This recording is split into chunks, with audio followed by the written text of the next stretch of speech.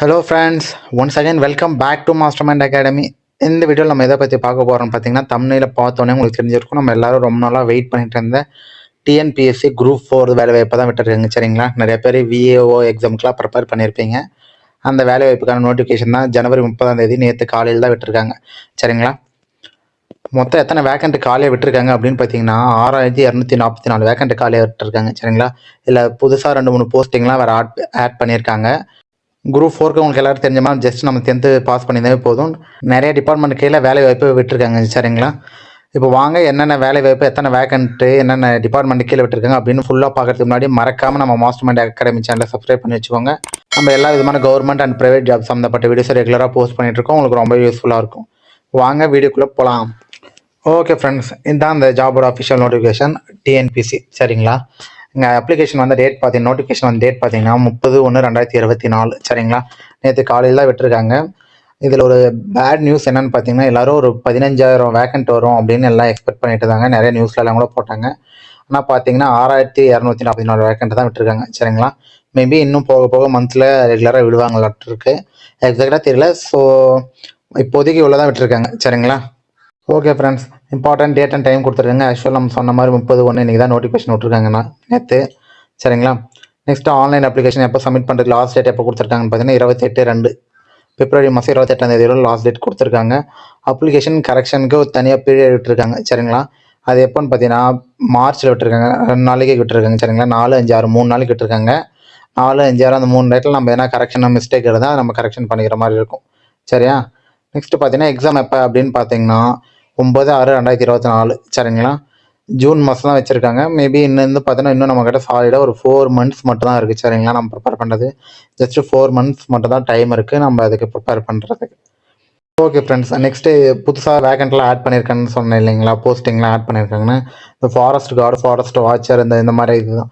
இதெல்லாம் வந்து தனியாக ஒரு இதில் இருந்துச்சு. ஆனால் இப்போ குரூப் 4ல் ஆட் பண்ணிட்டாங்க இதெல்லாம். சரிங்களா, இதுக்குன்னு தனியாக எக்ஸாம் எழுதுகிற மாதிரி தான் ஒரு கேட்டகரியில் இருந்துச்சு. இப்போது இதையும் குரூப் 4ல் ஆட் பண்ணிகிட்ருக்காங்க. நெக்ஸ்ட்டு பார்த்தீங்கன்னா என்னென்ன போஸ்ட் வேகன்சிலாம் கொடுத்துருக்காங்க, என்னென்ன வேகன்சி இருக்குன்னு பார்த்தா விஏஓ நிறைய பேர் ப்ரிப்பேர் பண்ணியிருப்பீங்க. ஆனால் உங்களுக்குன்னு பார்த்தீங்கன்னா 108 வேகண்ட் தான், கிட்டத்தட்ட 100 வேகண்ட் தான் காலியாக இருக்குது. சேலரி பார்த்தீங்கன்னா 25,000 வரைக்கும் கொடுப்பாங்க. சரிங்களா, 19,500 கொடுத்துருக்காங்க. டிஎன்எஸ் அலோவன்சஸ்லாம் சேர்த்து உங்களுக்கு 25,000 வந்துடும். சரிங்களா, இந்த 108 வேகண்ட் தான் இருக்குது. நிறையா வரும்னு எல்லாம் எதிர்பார்த்துருப்பீங்க. ஸோ 108 வேகண்ட் கம்மியாக இருக்கிறதுனால என்ன ப்ரோ அப்படின்னு கேட்டிங்கன்னா, நீங்கள் பர்சன்டேஜ் அதிகமாக எடுக்க வேண்டியது இருக்கும். அதாவது கட் ஆஃப் மார்க் நீங்கள் அதிகமாக எடுக்கிற மாதிரி இருக்கும். சரிங்களா, ஒரு 200 300 அதிகமாக வரும்னு எல்லாம் எதிர்பார்த்தாங்க. கம்மியாக தான் விட்டுருக்காங்க. சரிங்களா, நிறைய பேர் விஏஓக்கு ப்ரிப்பேர் பண்ணியிருப்பீங்க.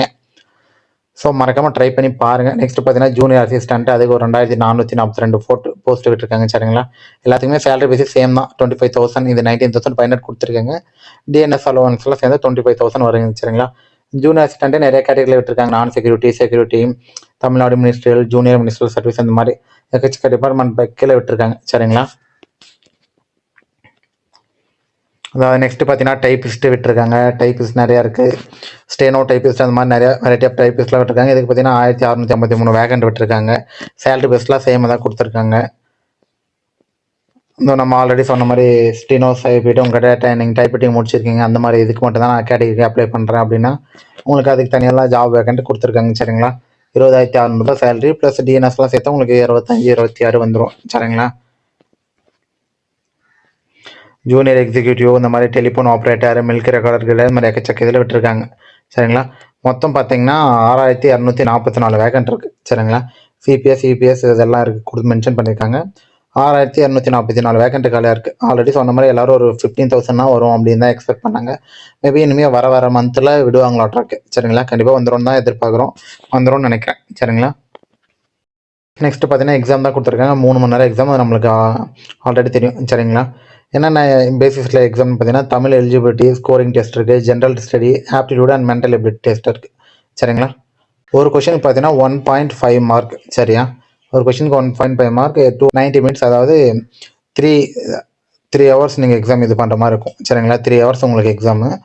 இதுக்கு பாஸ் பர்சன்டேஜ் எல்லாம் எவ்வளோன்னு கொடுத்துருங்கன்னா அவங்க பார்த்தீங்கன்னா 40%. சரிங்களா, அந்த மாதிரி எடுத்து பாஸ் தான் கொடுத்துருக்காங்க. ஆனால் நீங்கள் பார்த்தீங்கன்னா இந்த ஜாப் உங்களுக்கு வேணும், இந்த இதையும் எதிர்பார்க்காம நீங்கள் டேரெக்டாக ஜாபில் கன்ஃபார்ம் ஜாப்னு தெரிகிற அளவுக்கு வேணால் நீங்கள் அட்லீஸ்ட் ஒரு 175 இல்லை 180 இந்த மாதிரி எடுத்தால் தான் உங்களுக்கு ஜாபுக்கு நீங்கள் கன்ஃபார்மாக ஜாப் போர்ட்டலில் இருக்கீங்க அப்படின்னு ஒரு இது இருக்கும். ஏன் நம்ம இவ்வளோ அதிகமாக சொல்கிறோம் அப்படின்னு பார்த்தீங்கன்னா, அவங்க ஆல்ரெடி வேக்கண்ட்டை ரொம்பவே கம்மி பண்ணிட்டாங்க. 6200 வேக்கண்ட்டை தான் கொடுத்துருக்காங்க. சரிங்களா? அதனால தான் இது ரொம்ப காம்படிஷன் ஹெவியாக இருக்கும். ஸோ நம்ம அட்லீஸ்ட் ஒரு 180 185 ப்ளஸ் இந்த அளவுக்காவது நம்மக்கிட்ட இருந்தால் தான் ஜாபுக்கான அஷ்யூரிட்டி நம்மளுக்கு கொஞ்சம் அதிகமாக இருக்கும். சரிங்களா? Next as usual age limit தான் கொடுத்துருக்காங்க.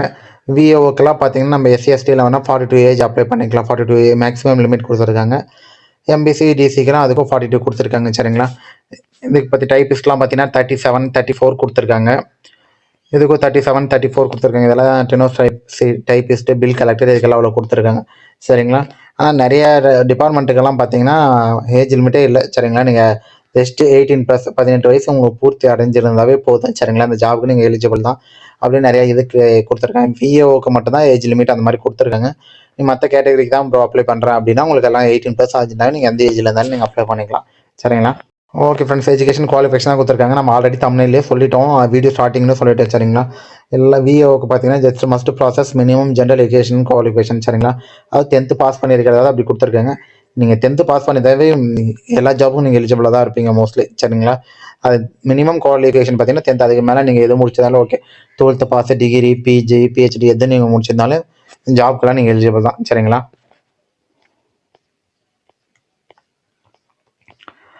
ஃபுல்லாக அதை தான் கொடுத்துருக்காங்க. எல்லாத்துக்கும் அவ்வளோ எஜுகேஷன் 10th பாஸ் பண்ணியிருந்தால் போதுன்றதை தான் கொடுத்துருக்காங்க. சரிங்களா?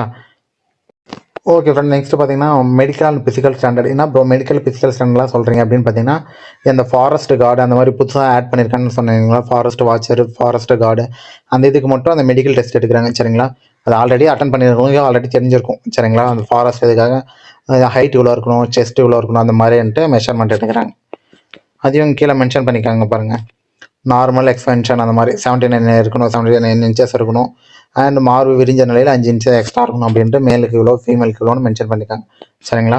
ஹைட் பார்த்தீங்கன்னா 152 சென்டிமீட்டர் மேல், ஃபீமேல் பார்த்தீங்கன்னா 145 சென்டிமீட்டர் இருந்தால் போதும்னு சொல்லியிருக்காங்க. சரிங்களா?